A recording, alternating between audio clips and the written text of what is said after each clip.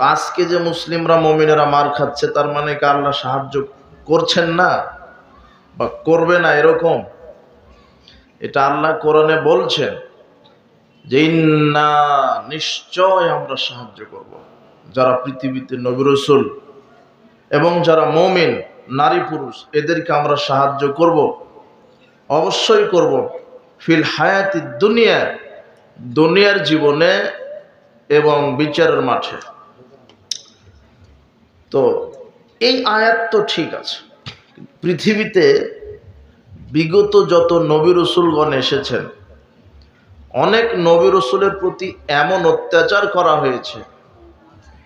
নূহ আলাইহিস সালাম, যিনি দিন রাত আল্লাহর পথে দাওয়াত দিয়েছেন, তার কওমের লোকেরা তাকে মারধর করে বাড়ির সামনে রেখে যেত।